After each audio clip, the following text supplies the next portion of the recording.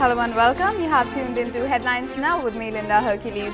Before we move into all the stories in detail, let's take a quick look at the top headlines. Chief Minister Jayalalitha decides to file a contempt petition in the Supreme Court asking Karnataka for stopping release of Kaveri water. DMK Chief M. Karunanidhi writes to the Prime Minister demanding to invoke President's rule in Karnataka. And after Karnataka's protest galore in Tamil Nadu in want of Kaveri water, Left and the PMK staged demonstrations. Arvind Kejriwal hints at a malified nexus between Haryana government and the DLF, says the state government gave away hospital land to DLF to build SEZ. BSP Supremo Mayawati launches a campaign for the 2014 general elections, wants government not to take her for granted. Sonia Gandhi dismisses Haryana Panchayat's suggestion to reduce age of marriage of girls to 16. The ICC launches investigation into umpires allegedly fixing matches, umpires term sting operation baseless. Ace cricketer Sachin Tendulkar takes his sportsmanship spirits to higher levels, proposes inclusion of sports in educational institutions. News in detail. DMK Chief M. Karunanidhi has worded a strong letter to the Prime Minister demanding the President's rule over the Kaveri water issue, asking for Article 356 be imposed in Karnataka. He reasoned that Karnataka was infringing the law and order situation in the state by not abiding to the Supreme Court ruling of releasing water to Tamil Nadu, adding that this should be a lesson to all.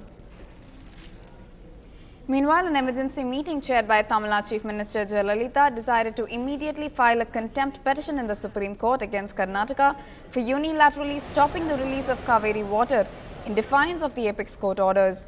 The meeting condemned Karnataka for acting in a manner which affected the principles of federalism and violated the Supreme Court orders.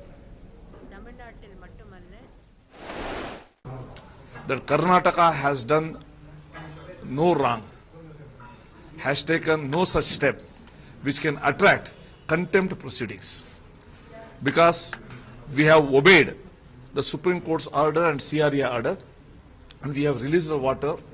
And yesterday in the Supreme Court, our senior counsel, Shri Fali Nariman, he made a categorical statement that Karnataka is in a physically impossible situation to release further water.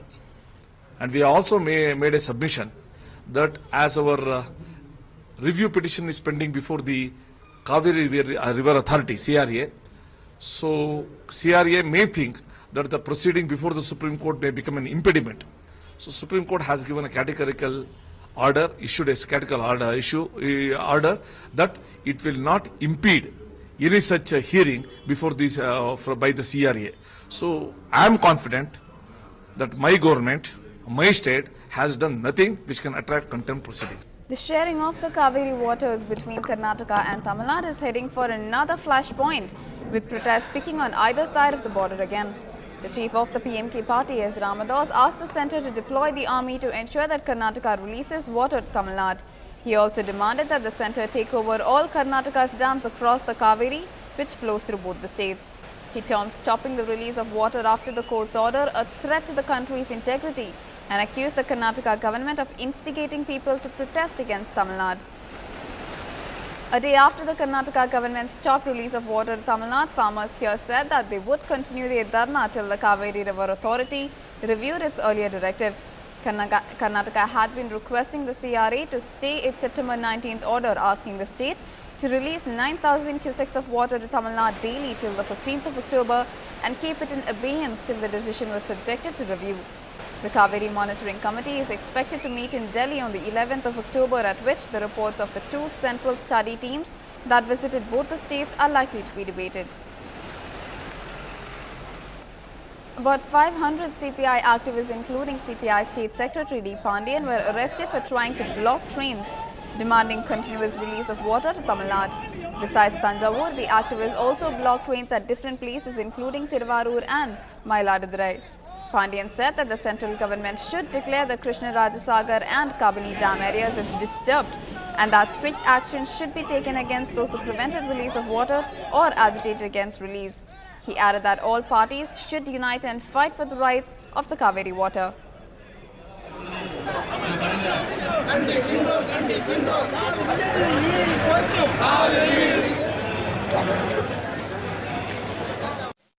சம்பாவை பாதுகாப்பதற்கு delta பிரதேச லட்சக்கணக்கான விவசாயிகளை பாதுகாப்பதற்கு தண்ணீர் தமிழக தரக்கூடாதுன்றதுக்காக அனைத்து கட்சி குழு பிரதமரை சந்தித்தது. தமிழ்நாட்டுக்கு தண்ணீர் கேட்டு நமது நியாயத்தை வலியுறுத்துவதற்காக அனைத்து கட்சி குழு டெல்லி சென்று பிரதமரை சந்திப்பதற்கு மாநில அரசாங்கம் நடவடிக்கை எடுக்க வேண்டும் என்று மார்க்சிஸ்ட் கம்யூனிஸ்ட் கட்சியின் சார்பாக நான் வற்புறுத்துறேன். On to news from the city, where a real estate businessman was shot and critically wounded by a four-member gang at suburban Madurai in the wee hours of today. Police, quoting preliminary investigation, said that the incident occurred following a tiff between them when they were said to be in an inebriated state. Manishankar, who was 33, who was running a shop selling CDs in the locality a few years ago, had ventured into the real estate business very recently. He got acquainted with the trio from Andhra Pradesh, Hari, Prasad and Chandru, who were in the same business. It was usual for them to assemble at the Mohanabala Nivas in the area and used to have parties. A similar meeting took place last night when a wordy duel broke out.